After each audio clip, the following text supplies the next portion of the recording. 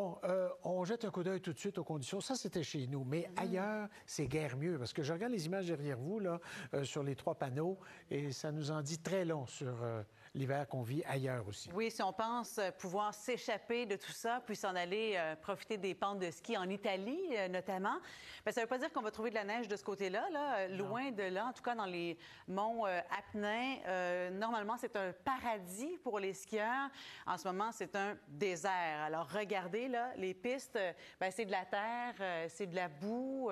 Il faut dire que, semble-t-il, qu'il n'a pas neigé du tout cette année et que la neige, il a fallu en fabriquer. Et là, avec la hausse des températures qu'on connaît ces jours-ci, bien, la saison est pas mal finie de ce côté-là.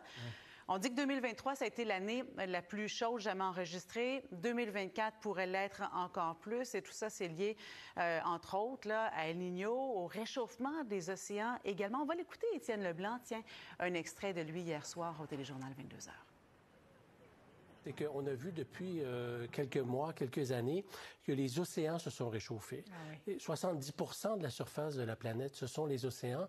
Et donc, ça contribue vraiment au réchauffement des températures. Donc, effectivement, les experts s'attendent à ce que 2024 soit une année encore très, très chaude, peut-être plus chaude que l'année dernière. Bon, et les pompiers forestiers ont à peine rangé leur équipement de la dernière saison que déjà ils sont au combat, notamment dans le sud des États-Unis. Oui, c'est sûr que nos sapeurs ici de la Sopfeu doivent regarder ce qui se passe ailleurs. S'ils ne sont pas là, d'ailleurs, dans le moment, ça se pourrait aussi, parle. hein? Oui. Des fois, on va aider en Australie ou ailleurs. Là, je vais commencer avec des images du Texas. Ça brûle et pas à peu près en ce moment. Donc, on est dans le nord de l'État. Regardez les flammes qui empiètent sur la route, sur des ponts. Il y a plusieurs villes qui ont déclaré l'état de catastrophe. Il y a l'équivalent de 3 fois la ville de Montréal qui a brûlé en l'espace de 2 jours à peine. On parle de 370 000 acres qui ont brûlé. Je pense que j'ai perdu mon image. Ah, ben oui. On est rendu à Montréal. C'est revenu. On est rendu à Montréal. Bon. OK, oui, parfait. Donc, je vais vous montrer ça, ce qui a brûlé. En fait, c'est le feu Smokehouse Creek qui préoccupe le plus. Je vous le disais, là, le nombre d'acres qui ont brûlé.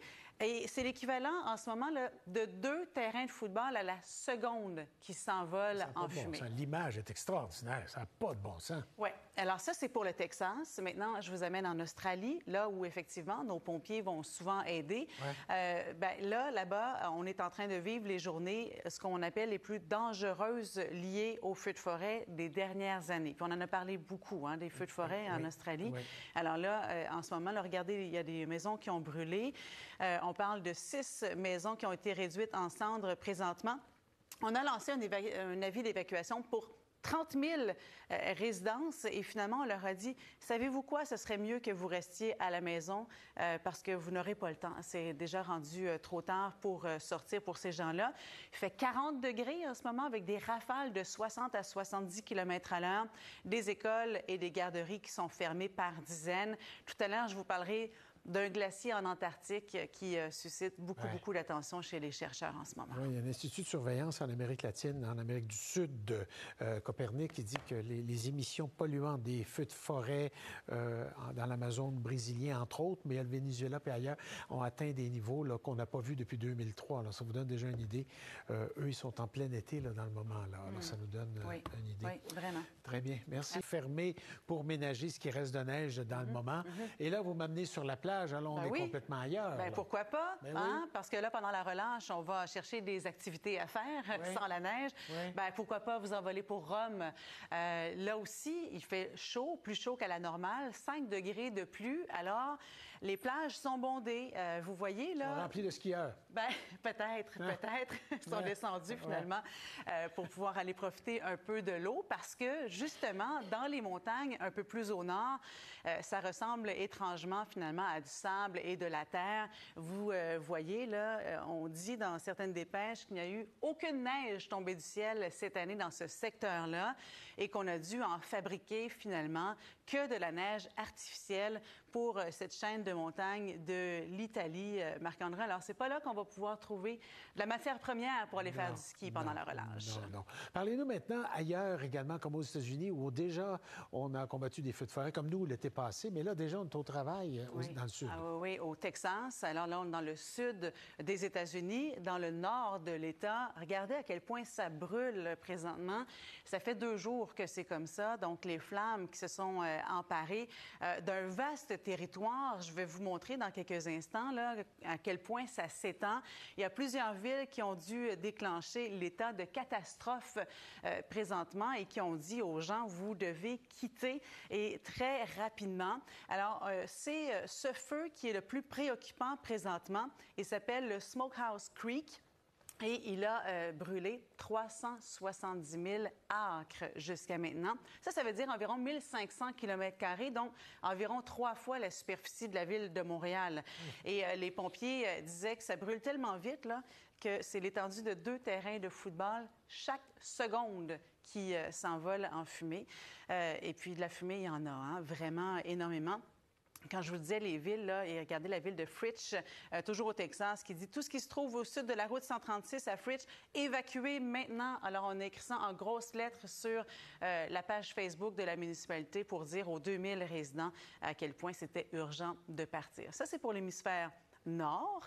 Maintenant, c'est l'été en Australie. Bien sûr.